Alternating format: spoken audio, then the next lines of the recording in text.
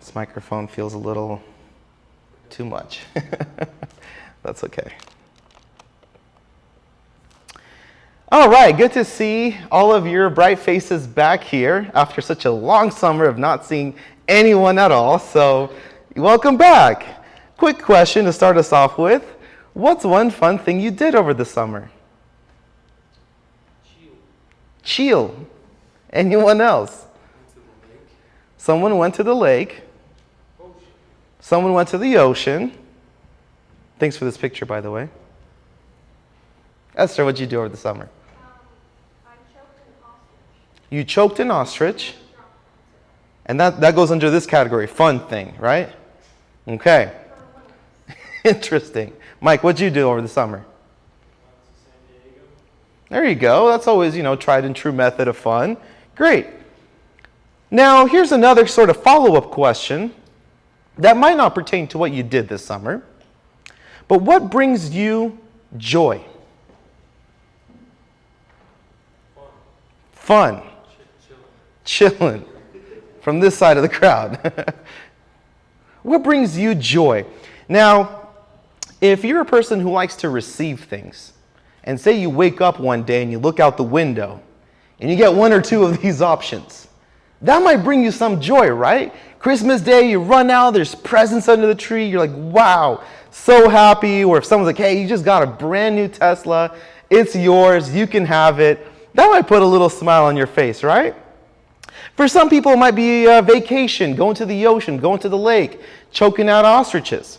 Or for others, it might mean, hey, payday's coming up, I've worked overtime, I've got a little something coming my way, and that might bring you some joy. If you're like me, this picture sparks a lot of joy. Just a raw piece of steak, A5, Wagyu, ready to go, brings me a lot of joy. Or if you're maybe not the steak eating type, you look at this picture and you're like, yes, that's for me. Now, there might also be some people in the crowd where something like this might bring them joy. Seeing their children help. Seeing them being a little bit more responsible, a little bit more helpful, being a little bit more, contributing a bit more to the family. And a parent might look at their child and say, wow, I get joy from seeing them grow up, from seeing them be more mature. Now here's a question. What about getting robbed? Probably not, right? What about losing your job? Plans falling through? Things not working out? And you might think, well, that doesn't really spark any joy in me because maybe this is the definition of joy I'm used to. A feeling of great pleasure and happiness. And this is the definition that I would say the entire world is used to and chases after and makes this the priority in their lives. Imagine feeling great pleasure and happiness in everything all the time. Now, it might not be, possible, but many people chase this definition. Well, let's stick with it for now. Why do certain things bring us joy while other things don't? See, for example, that picture of a steak, right? It brings me joy. What about a vegetarian? Or what about this? These are two people who have one thing in common. They both, Shorts? Oh, shirts. They do have shirts, yeah. That's true. They both lost their jobs. Now, the person on top is thinking, what am I supposed to do next? Whereas at the guy at the bottom, he actually brought out a whole entire marching band, all of his friends. He gave I quit notice to the boss, and they all marched out of there playing really loud music. They were rejoicing in the fact that this young man just lost his job. Same exact scenario for both these people. One is experiencing joy, one is experiencing utter disappointment, just wallowing in his misfortune at his desk. So why do some things bring us joy while others don't? Or maybe the same exact thing could bring someone joy and bring someone misery. Well, one got fired, one quit. Let's say both of them quit. Both lost the job. Because we decide what brings us joy and what doesn't. It's relative to our experience. If I was to give you, hey, Mike, I picked this out just for you, it's a bottle of water, just for you. And you might think, great, okay, I have access to that anytime. But what if I was to go to Africa, find some young person who hasn't had water in maybe a week, and I say, hey, this bottle of water is for you? They might be overjoyed because they haven't seen that water in so long. So whatever, joy really is relative to our experiences, what we have, what we don't have, what we're expecting, so on and so forth. Some like ice cream, some prefer hot tea, some like the beaches, some prefer the mountains. And we all have this option what to consider joyful and what not. And we're going to talk a little bit about that. In James 1, we read, "Consider it pure joy, my brothers and sisters," etc. It's a request. James is asking all of his brothers and sisters, which includes us, to consider something pure joy. Now, when the Bible talks about joy, it doesn't talk about the worldly definition we read earlier. Worldly joy is static, it's temporary. As soon as I eat that steak, it's gone. That joy is gone with it. It's pleasure focused. It's very, it's like a candle, just burns, and then once it's gone, it's gone. Biblical joy is very different. Although we might confuse it for the same thing, it has a very different definition. It brings strength. It's transformative. It's a fruit of the Spirit. Once you've experienced this kind of joy, you're going to come out a whole lot different than you were before. It doesn't dissolve and evaporate away like food or experiences. Biblical joy impacts your spiritual growth. Nehemiah 8:10, we read, "And do not be grieved, for the joy of the Lord is your strength." This is your strength, something you can rely on, something you can use, something that can lift you up from where you were. Joy, in a biblical sense, gave people peace of mind, strength, resources to take certain actions, faith, hope, trust, and etc. Not even close to worldly joy. So here's our question to James. What should we consider as joy, as pure joy? Because he says, "Consider it pure joy, my brothers and sisters," whatever the following is. So what he is saying is, see, whatever it is, if it doesn't naturally bring you joy, you should consider the following as pure joy, even if it might not generally attract you. Right? Kind of like that steak example I said earlier. So it kind of did happen. Gordon Ramsay cooked a steak for a vegetarian. She said, "I'll try my very first steak, but only if Gordon Ramsay cooks it." So he said, "Okay, I'll cook you a steak." And he cooked her a steak, and he says, "You know what? Even though you're vegetarian, you should eat meat. You should consider eating meat. It has proteins and nutrients that plants can offer that you need for your body." And he's saying, consider eating this steak. Consider being open-minded. Consider this as good for you. She eventually doesn't. She can't finish it. She's a zookeeper vegetarian, she's very ingrained in her beliefs, and she tried a little bit, and she's like, I'll be more comfortable starting off with a salmon. So she wasn't that open-minded. But James, in a very similar fashion, is saying here, even if you don't naturally consider this as bringing you joy, even if maybe you ate grass your whole life, here's a new concept, here's a new sort of dietary supplement, and you should consider this as good for you. You should consider this as pure joy, even if you never have before, because it's your decision to make. And here's what James is saying is what we should focus on as being an element of pure joy in our lives.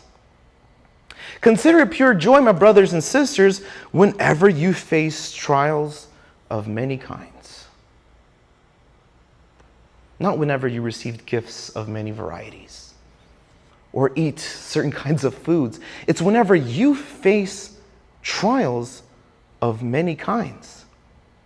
I mean, that, at first glance doesn't make much sense. It's kind of like telling a race car driver, hey, consider pure joy when you come across speed bumps on your racetrack. Consider that pure joy. And you'll be like, wait, what are you talking about? We need a smooth track, no speed bumps, no detours. That's not joyful at all. That's, kind of calling out different kinds of reactions. So why is James telling us to consider facing trials as pure joy? At first glance, it doesn't make much sense. So let's dive in and see if we can make some sense from it. To start off, I want to ask a question to you guys. What is a trial? What's your definition? When you try something out. Okay, that's a trial. Like a trial version of something, okay. Test drive. Tesla drive. Being tested. You're being tested. Okay, has anyone ever heard of a clinical trial? What's a clinical trial? What's that? Blood work, okay. COVID-19. Buzzwords, I love it. So, clinical trial is when a company is trying to release a certain kind of medicine or a procedure. This has to go through certain trials before it can be accepted by the public. They test the integrity of the molecular structure. They test the safety, the success of use, the kind of side effects it might produce. You know, the X-ray inventor who invented the X-ray, he put his hand under trial first, and he got really bad cancer in his hand before he said, okay, the X-ray is safe to use for others. So some people even sacrifice themselves. Some people use animals to test something to make sure it either goes into one category or the other.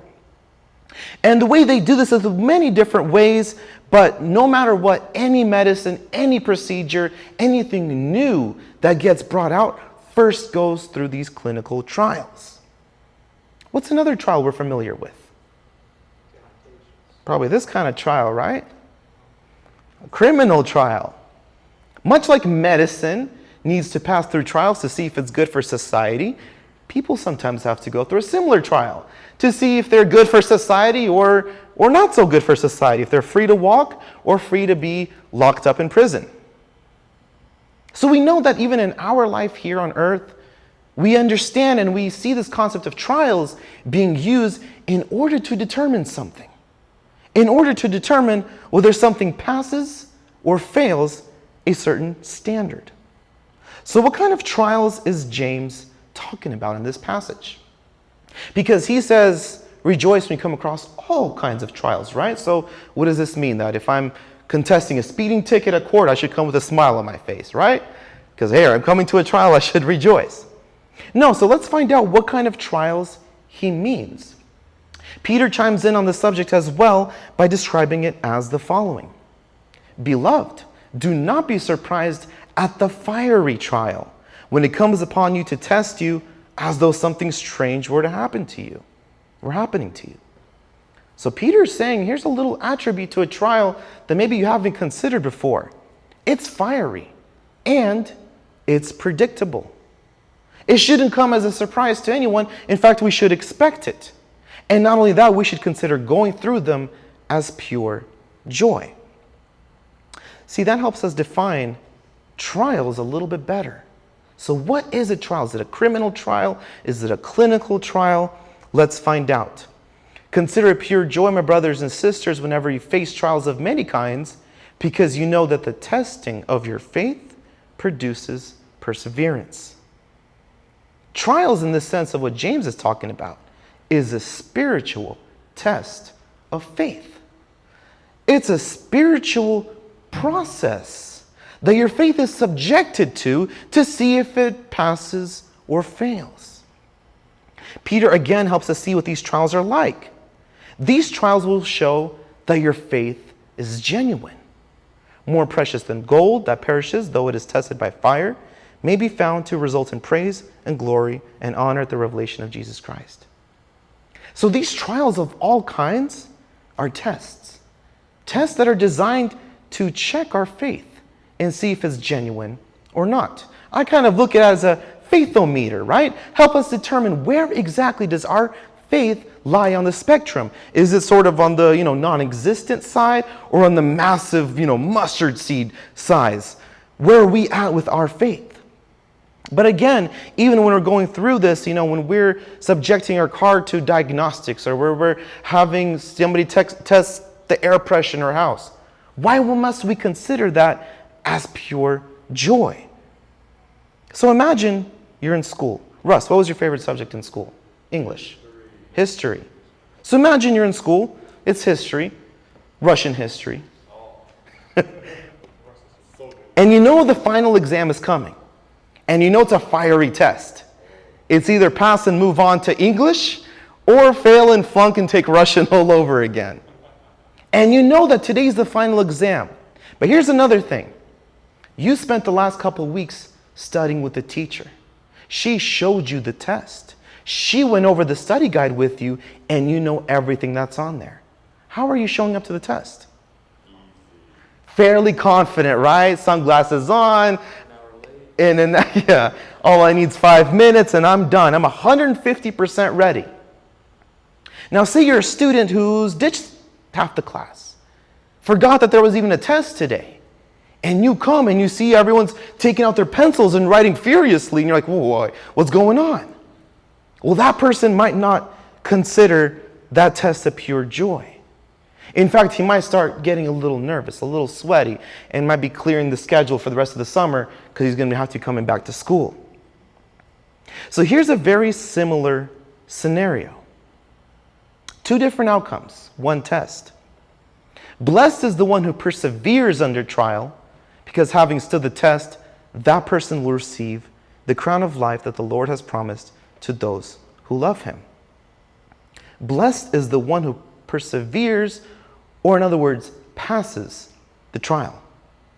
A person who passes trials will receive the crown of life, or in other words, will graduate from this life into the other.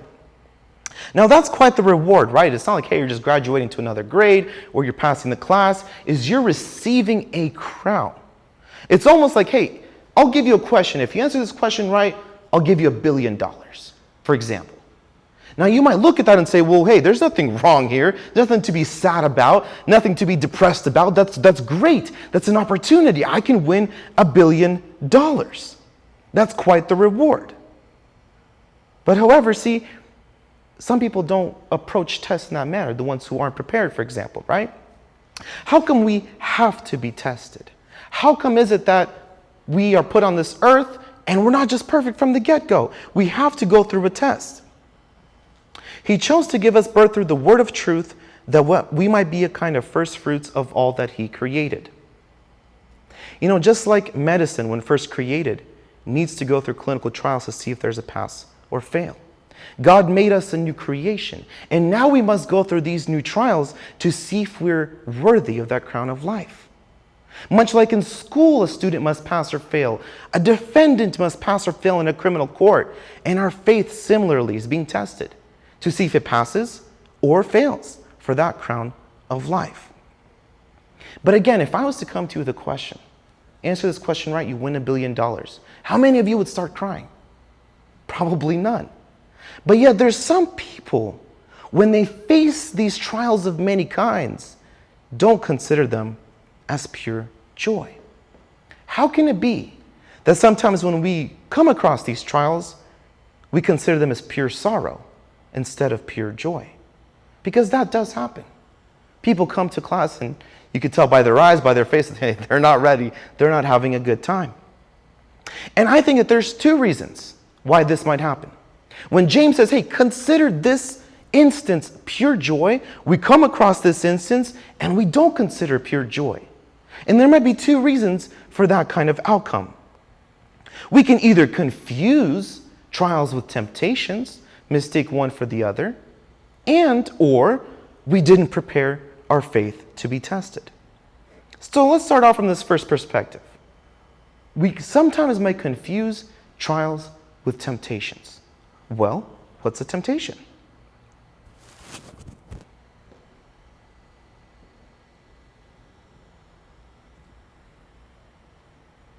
This is good. I'm glad we came today. I'm learning something new. What's a temptation? The little icon means our brains should start working. We're waiting for those to start. I see. It's a picture, not a video.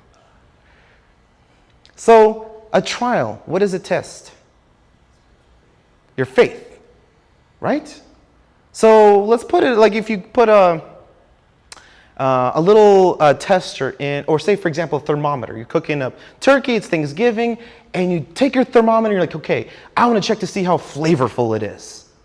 That's not what you use the thermometer for, right? You check to see how hot it is, how cooked it is, how cold it is. So that's a specific instrument to measure something very specific. A trial is used to measure the genuinity of your faith. It's very specific. It's faith directed. So what, on the other hand, is a temptation? A temptation doesn't test your faith, it only tests your flesh. It checks to see how fleshy are you. What is your response system to something that's flesh-driven? And its goal is not to give you a crown of life. Its goal is not to help you graduate to the next level. Its goal is to help you die as quickly and suddenly as possible. So it's important that we understand the difference, right? Because sometimes we come across these conversations and you hear people saying temptations when they're meaning trials and vice versa. And I think it's very important for us to see that there is a clear, distinct difference. To do that, we need to understand, where do temptations come from? Well, James helps us find this answer by saying, when tempted, when it happens, no one should say, God is tempting me, for God cannot be tempted by evil, nor does he tempt anyone. But each person is tempted when they're dragged away by their own evil desire and enticed. Then, after desire has conceived, it gives birth to sin, and sin, when it is full grown, gives birth to death. So the question is, where do temptations come from? And the answer is our own evil desires or flesh.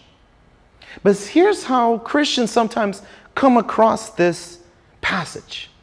And they say, okay, God doesn't say tempt with evil, but sometimes he places evil in our path to see how we'd react.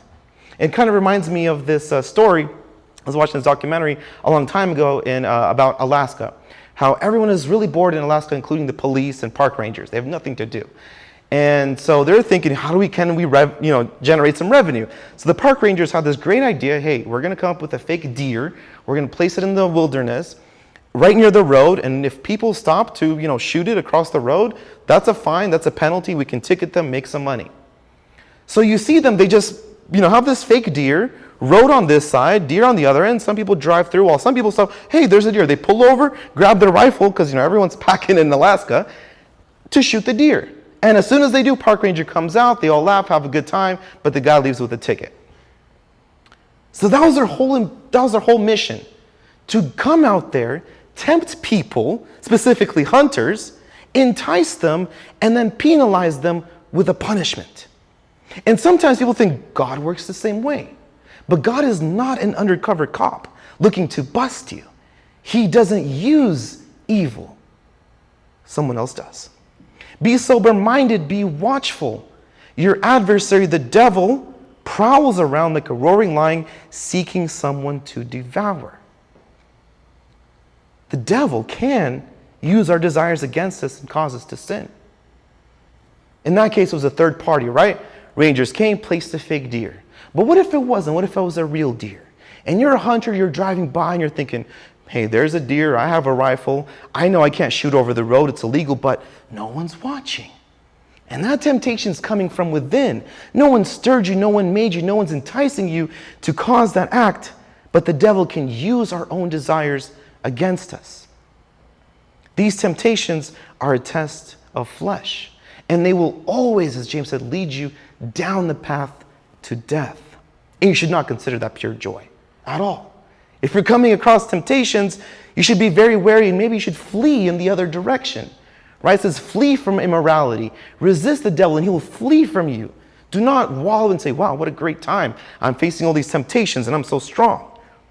If we see a deer that's very peaceful and not moving, and looks like it might be, kind of a setup, we should go the other way. Because Satan, not God, can use certain evil situations in our life to trap us and coerce us into making the wrong decisions. Much like in the case of the early church. Then Peter said, Ananias, how is it that Satan has so filled your heart that you have lied to the Holy Spirit and have kept for yourself some of the money you received for the land? We know how the story folds out. We know how it ends. Ananias and his wife were both faced with a decision. Satan didn't come to their house, knocked on their door and said, hey, here's a bunch of money. You guys should take it and hide it and keep it. No, they were faced with a good situation. How can we give money to the church? And that was sort of, a trial. Hey, give the money to the church and live on your faith and God will provide. But then they interjected their temptation, said, well, wait, that's money. That brings us joy. That makes us happy. And that's exactly what temptations do. They play at our definitions of joy. So in the beginning, when I asked you, what brings you joy? To some person, say for example, they really like Teslas. Enough to steal it? Enough to maybe, go through very criminal acts to get one? Because for some people, the answer is yes. The goal is to, get a Tesla. That's the joy. But here James is saying, hold on. You should not consider that pure joy. Consider pure joy when you face trials of many kinds. See, for Ananias and Sapphira, it wasn't a trial. It was their own evil desire that they gave into. It was their own door they held wide open and said, Satan, give us your thought. Give us your opinion. What do you think we should do? And then Peter said, you let Satan fill your hearts. If we aren't diligent, the same can happen to us. And when we come across temptations, it's not a matter we should rejoice over or be happy about. It's a matter of danger, caution, being on our toes, doing what we know is right to make sure that worldly joy doesn't compensate and go over the priority of the joy from the Lord. So that's one reason why we might not consider trials pure joy. We just might mistake them for a temptation. We just might mistake them, hey, I'm stuck in this situation. It's really grinding against me. This must be God sent. Thank you, God. I'm just going to keep rejoicing in the fact that I'm, really not stealing from my brother. Like I only stole $50, not $100 today. I'm going to rejoice in that. No, that's a temptation. We need to repent from that. We need to not give in to our evil desires. We need to be set free from flesh. We need to Romans 8 all of our temptations so that we know how to deal with them. And we can move on to the real thing, which is the trial. Second reason why we might not be ready. Our faith is not prepared to be tested, or as I call, weak in foundation. We built our faith on sand. First storm, first trial came and wiped us out because the faith was weak. There were no acts to hold them up. See, this person here, he knew the word. He knew what it said. And when the trial came to test that faith, he had pure joy. His house stood. This whole neighborhood got washed away like the East Coast right now. But his house stood, and he was experiencing pure joy, whereas this person going through the same exact trial, this same exact test, faced pure sorrow. Same trial, two different outcomes. The guy watching his house disappear like a sandcastle is definitely not experiencing joy. Why? He knew the word, but didn't do what it said. He didn't practice. In 2 Timothy, we're called to do our best to present ourselves to God as one approved, a worker who does not need to be ashamed and who correctly handles the word of truth. Sometimes we don't do our best to present ourselves as, to God as one approved, but as one that should be in shame. The one that should be in problems, one that should be in unworthy and weak and so on and so forth, who incorrectly handles the word of truth. And these people who don't present themselves to God as one approved, as one's confident in the word, will face sorrow when they come to their trials. Not temptations, trials. Trials will come to test their faith, how genuine it is, how real it is. And when their house washes away and there's nothing there, that's all they'll be left with. Nothing. How you show up affects how you do. If a person comes to work in pajamas, unbrushed teeth, uncombed hair, that person's either, the CEO or, not ready to do a good job.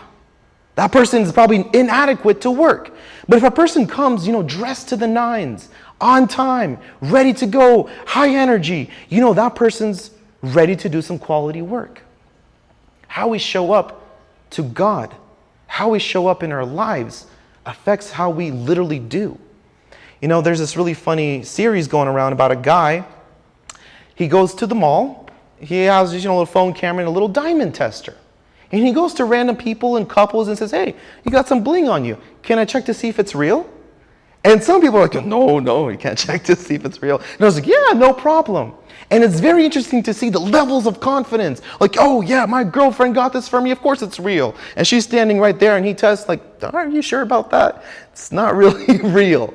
And they're off, fighting, arguing. He's moving on to the next person. People showed up to the mall thinking they look great. Didn't even know there's going to be a random diamond tester waiting for them to see the genuinity of their diamonds. God is very much the same. He gave us something. He gave us truth, the word of truth. And he says, use this word of truth. Dig it into your heart, put it under soil, water it, and then when it produces that faith, we're going to test that faith, and we're going to see how it holds up. Famous story of this is, as we know, who's this guy? Moses. The Israelites are in the middle of the desert. No sign of water in sight anywhere at all. God instructs Moses to speak to a rock, and water will flow from it.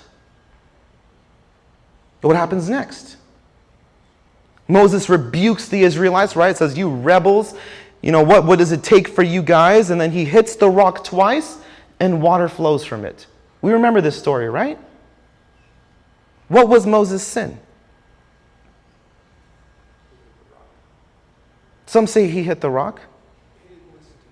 Some say disobedience. What was Moses' sin? God talked to Moses about this. And he tells him exactly why you're not coming into the promised land. And it had nothing to do with hitting the rock. Had nothing to do with that. It had to do with one very simple but very important thing.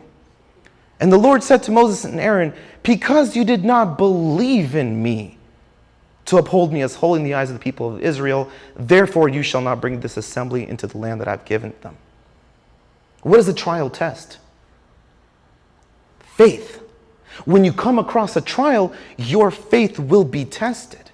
And it's not what we do in that situation that we should rejoice in and say, Moses technically brought water to Israel. Technically see solid results. But he failed the trial. Why? Because he didn't have faith. He didn't believe in that instant that God could make the water flow from the rock all on his own. And that was the sin. That resulted in disobedience. Bless you. That resulted in him doing certain actions. But because of that, he failed and never crossed into the promised land, or in our new terms, we could say, never got the crown of life. When we come across into trials and we don't persevere and we let our faith, just kind of fall by the wayside, God might say, well, since you didn't believe in me, you're not coming in. Our lack of faith will cause us to fail trials. Our lack of faith will cause our house to be completely washed away by the storm. Our lack of foundation.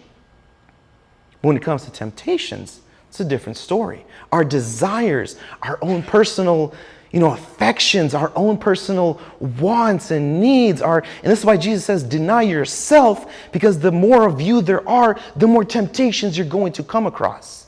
Because it's your evil desires that will drag you to them. So the question is, how do we tell the difference between the two? When we come across a struggle in our life, how do we know whether to thank God for it or to run away from it? How do we know whether to come across the situation with pure joy, as James says, or with, pure cautiousness and danger, and, maybe I shouldn't even be in the same situation? How do we tell the difference?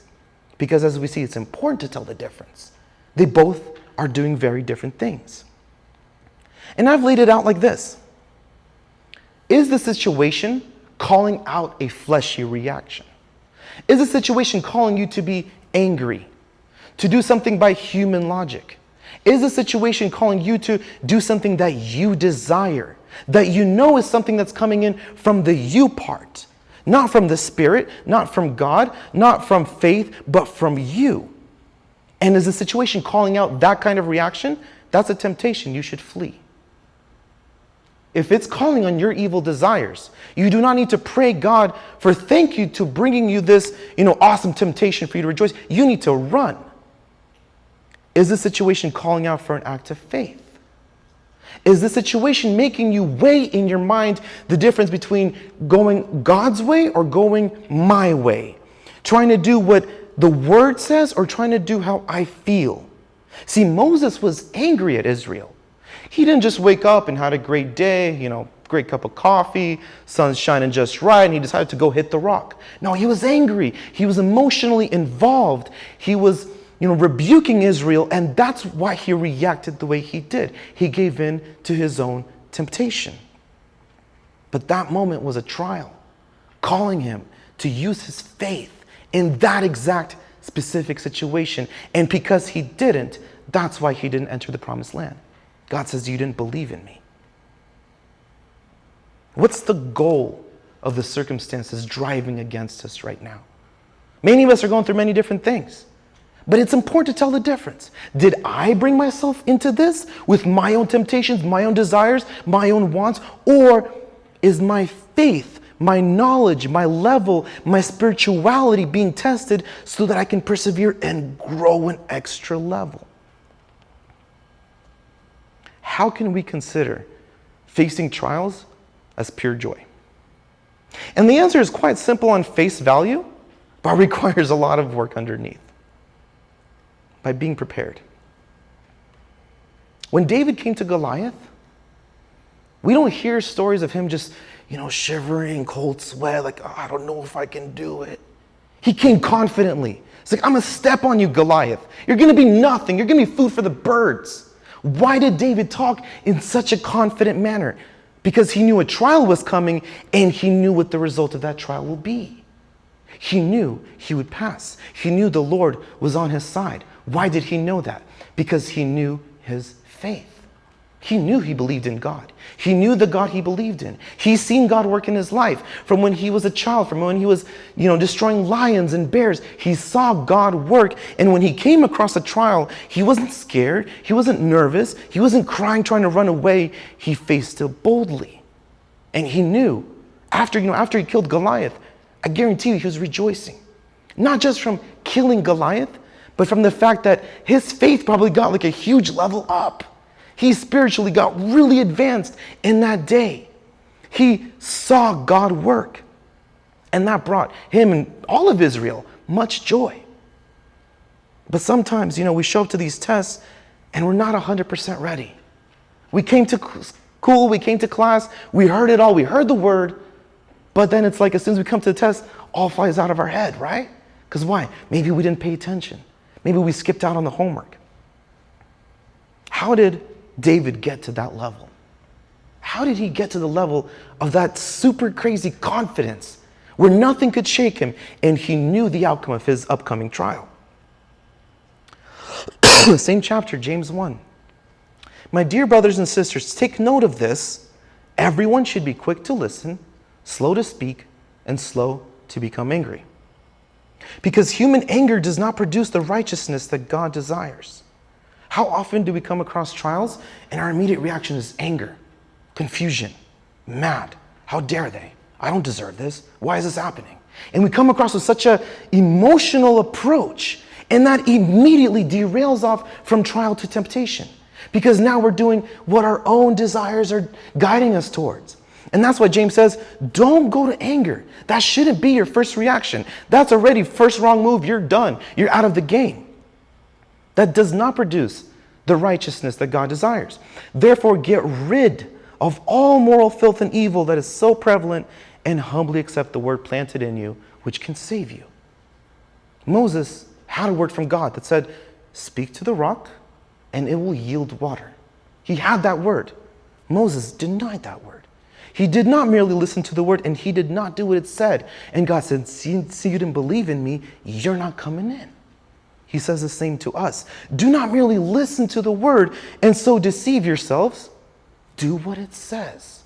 Don't say, okay, God, I need to talk to the rock. Turn around and start, beating the rock as hard as you can.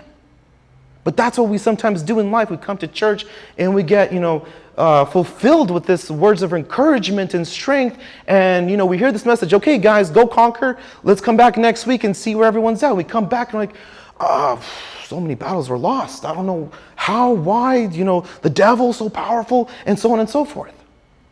But really, it's because we don't understand the difference between temptations and trials. Temptations, we're digging ourselves in a hole. A trial, we're accelerating to the next level if we persevere. I'm going to give you a last personal example, one last verse, and we'll wrap up. I think I may have even shared this story before, how it's just very relevant, and for me it's kind of funny because that, consider pure joy when you face trials. In that moment, I did consider pure joy. I was laughing for how much joy I was having. It was funny to me. I'm driving to work, and work just happened to be 2 hours away in Chico, and I called my dad. I'm like, hey, Dad, I missed Bible study yesterday. Can you give me a quick summary? He said, sure. I'm like, I have time. We're driving. And he gives me this message that says, do not judge others. Just don't judge them. Because when you judge them, you place yourselves in their shoes and their sin, and you're looking at them from their level. You descend from heaven, you come down into their muck, and then you judge them in it. So don't do that. Don't judge others. Don't let it affect you, because when you do that, you get into their sin. I'm like, that's interesting. We'll see how it will apply. The second I hang up, I show up to work, a very bad situation happens. A person basically calls me out for nothing, doesn't pay me $1. I waste about 4 hours, 5 hours driving for absolutely no reason. And the guy's just like, you know what? I don't even care. You're the one who's wrong. You're the one who overpromised and didn't deliver, so on and so forth. And the sacrifices made, to come out here, the jobs missed out on, the time left behind.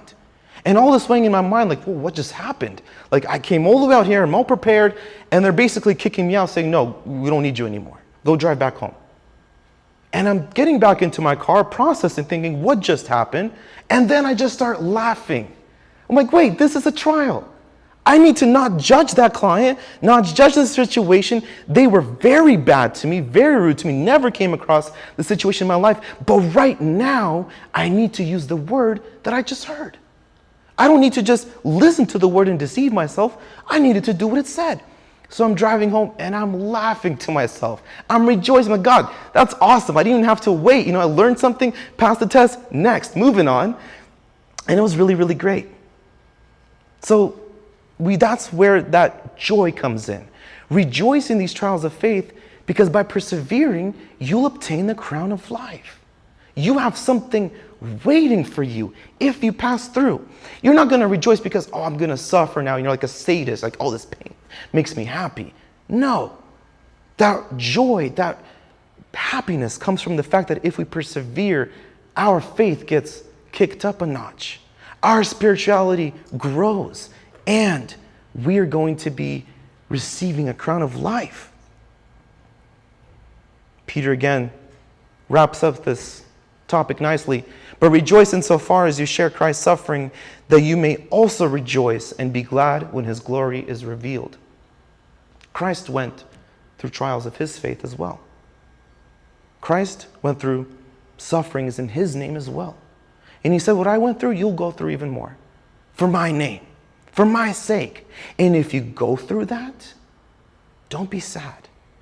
Don't be upset. Don't turn to anger and confusion, because that won't produce righteousness. Turn to joy. Why?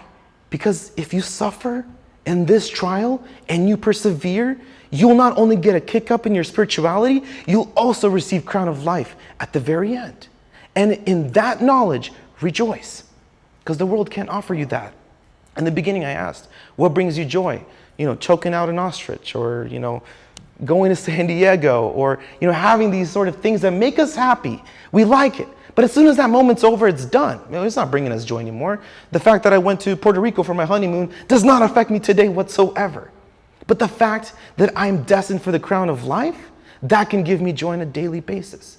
That can give me the perseverance to muster through these trials. And by hearing the word that we come to church, we don't clock in, we clock out. We absorb, we use it. Because James doesn't say if the trials come, but when they come. So we know that they will come. Our job is to be ready.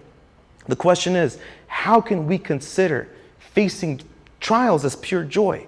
And the answer is by being prepared. David was prepared to fight against Goliath. Ananias and Sapphira were not prepared when the temptation came and they fell. Moses, when the trial came, he might have been prepared, but in that split-second moment, he chose unfaith, unbelief, and for that he paid the price.